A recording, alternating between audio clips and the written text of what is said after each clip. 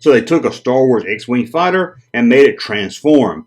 Yes, years before the Transformers, you could make an X-Wing fighter transform into, I'm not really sure, a 4-wing X-Wing fighter?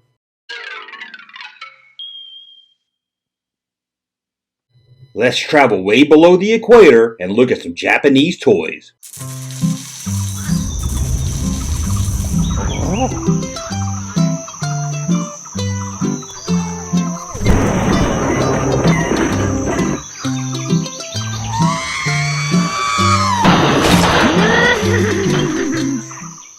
Welcome back to the Junk Room, everybody. It's me, just like Poncho and Lefty, coming back at you with a whole new video. So what are we going to talk about today? We're going to look at some of the wacky, crazy, silly, goofy toys that came out of Japan back in the early 80s or maybe late 70s, the vintage era of Star Wars. And these were all by a toy company, which I think is called Takara. I'm sorry if I say that wrong. Be honest with you, Japanese is my native language, but I haven't spoken it in quite a few years. So if I'm pronouncing it wrong, sorry about that, but Siri told me it was called Takara, so that's what we're going to call it. Now, before we get started, as always, if you'd like to support this channel, head over to patreon.com and get some exclusive content, commentary videos, and more over at patreon.com. Links in the description below, or head over to thatjunkman.com and buy some cool t-shirts like this new t-shirt we just revealed today.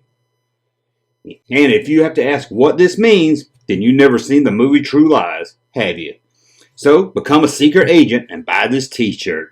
Now let's talk about the crazy Star Wars toys released by Takara. But first, let's look at Takara's cool logo. Look at this. I don't know if it's an alien or a robot. It looks like those stress alien things that you squeeze that you buy at Spencer's gift shop. You know what I'm talking about, where the eyes pop out?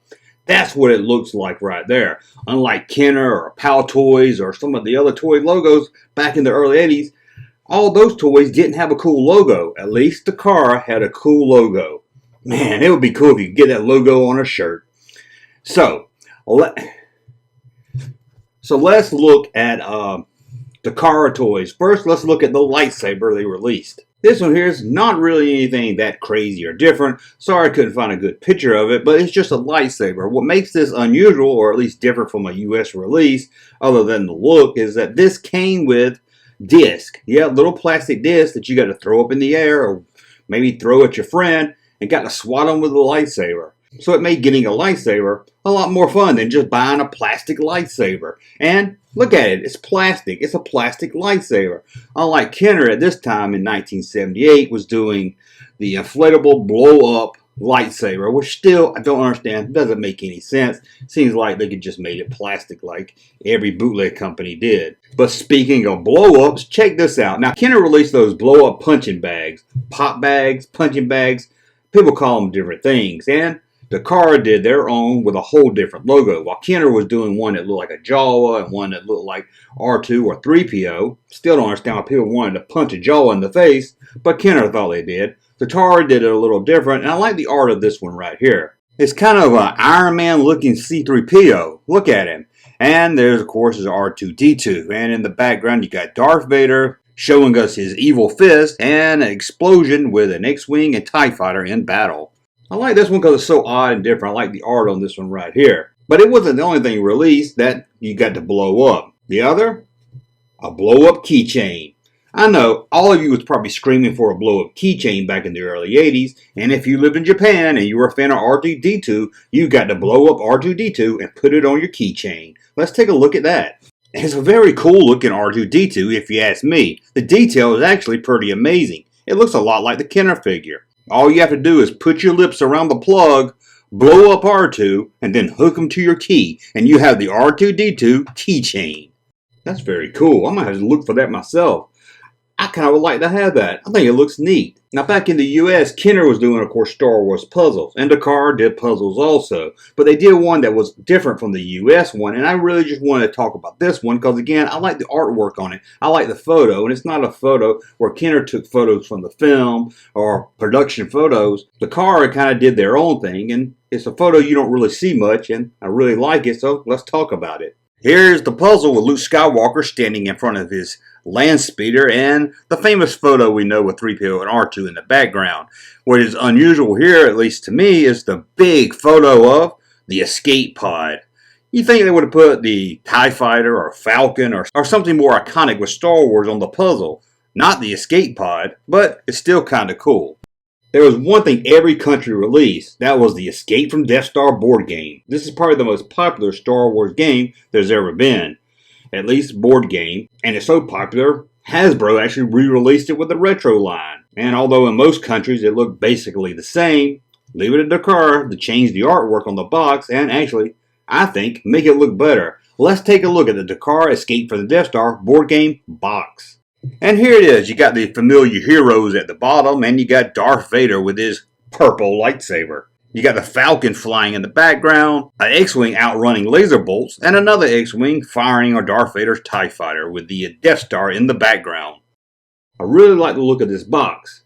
To me, it's better than the original US release, but maybe it's because I'm so used to seeing that US release that just seeing something different makes me like it more. That can happen, I guess. Now, there's one thing kids all love more than toys, and that's buttons. In fact, we have buttons now on the t-shirt page. Instead of buying just one of our t-shirts with a logo on it, you can now buy buttons with that same logo on it. That's right, if you want a button that says Kenner, Toy Biz, KB, or whatever we have on our shirt, you can also get it on the button. Now, that's what I call a shameless plug. But let's look at the Takara button. Again, I kind of just wanted to point this one out because it's such an odd, different picture. First up, you have the Sand Troopers, something you really didn't see much of back in this time period. They were mostly just stormtroopers. But the unusual thing here is Luke, Obi-Wan, and 3PO, don't ask me where R2 is, riding in Luke Skywalker's red land speeder. One thing Takara was very good at was doing figures and models. And check out this C-3PO model. I love the pose on him, it's so different. He's almost standing like he's Pimpbot 3000. But he looks a lot different. It looks kind of like a bootleg C-3PO. But all of the Takara toys are licensed by Lucasfilm, and they're all official Star Wars merchandise. Now, we all know about the rocket-firing Boba Fett. But what about the rocket-firing C-3PO? Well, the Takara toys thought that C-3PO was a boring character. Kids just wouldn't buy a tall gold robot, so they had to hype him up. They had to make him better. So this C-3PO here shot a missile out of his chest. It's a very good-looking C-3PO. It does fire a missile out of his chest. Weird. But 3PO wasn't the only droid to shoot a missile. Remember that scene in A New Hope when R2-D2 shot a missile and blew up the Death Star? I don't remember that either, but Takara does. And here it is, R2-D2 with a firing missile. To me, Star Wars was always fun on its own. It didn't need these extra little features, but it makes it kind of interesting looking back at these figures now, that they added these extra little details like a firing missile to get kids more excited about buying Star Wars toys. There was also an R2-D2 that shot off flying disc. And here it is, using a remote you can fire a plastic Star Wars disc upside your sister's big stupid head. And now let's look at another one that's crazy that Takara thought, hey, kids just don't want a toy ship, we've got to do more than just give them a ship to play with. So they took a Star Wars X-Wing fighter and made it transform. Yes, years before the Transformers, you could make an X-Wing fighter transform into, I'm not really sure, a 4-wing X-Wing fighter? Here it is, the transforming X-Wing fighter. As you can see here, you can kind of transform the wings and make it look really weird and different. I really don't understand what they were going for here. Again, I figured kids would want it just because it's an X-Wing. But I was never a Japanese little boy, so maybe they needed a little bit more than just a flying ship with a droid inside. And one thing I like is these little metal figures they did. Let's look at the R2-D2. Here he is, R2-D2. There's really no color or much detail, but it's a pretty cool looking figure. They also did a C-3PO, and this one here looks a lot like the Kenner figure. And for some reason in this package of the picture I found, his head's turned backwards. And these were made out of space alloy, although I'm not really sure what that means. Now, Takara did their own line of Star Wars action figures that were taller than the Kenner figures. These were 8 inches. That's right, 8 inches. They were between the size of Star Wars figures and the Star Wars large-scale doll figures, or 12-inch figures they're known in the collectors community as. And I'm going to do a whole video probably on those soon. But let's look at C-3PO. Because look, it might be hard to tell, but do you notice something different about this C-3PO? Red eyes. I see what you did there, J.J. Abrams. Well played. Now let's look at this little metal R2-D2 that I actually really like. This is another one I would love to have. Now I know, just glancing at it, you think it's just some kind of R2-D2 paperweight, or just a little die-cast R2-D2 that has weird looking short legs. Let's look at its underside. It was a little R2-D2 coin bank to put coins in. Pennies, nickels, dimes, quarters. Well, not half dollars, you couldn't put that in him. But you could put nickels and dimes and quarters into his underbelly. That's pretty cool, and I would like to have that myself. Now, there was one thing kids really love to play with, besides buttons and action figures, and that was any kind of toy that you got to build yourself. They love Legos and everything like that. So Takara released wooden Star Wars toys that you got to put together yourself. Let's look at the X-Wing. Here's the X-Wing. You put it all together in these little cut-out pieces of wood, and what I like about it, it came with its own stand, so you could display them. They also did a TIE Fighter, as we can see here. And probably the weirdest of them all, they did a land speeder. Check it out. A land speeder looks like it's made out of popsicle sticks. My friend Boyd used to tell me that popsicles was the best food on a stick, but I have to disagree and say that's corn dogs. Now, we looked at a lot of Takara toys, but like most of my videos, I like to save the best for last. Are you ready for this one? You're not going to believe they made this. It's another item in the Inflatable series. And what is it? It's the missile from the X-Wing fighter. That's right, it's an inflatable X-Wing missile. Check it out. You blow up the X-Wing Torpedo and you can launch it around your house, knocking over lamps, tables, refrigerators, anything in its path. It's the inflatable Star Wars X-Wing Torpedo. This is just weird. They didn't even try to make it like a laser because there's really no torpedoes. They're all laser bolts. They didn't even give it the color to make it like a laser. I mean, it has Star Wars on it, for God's sakes. Whew.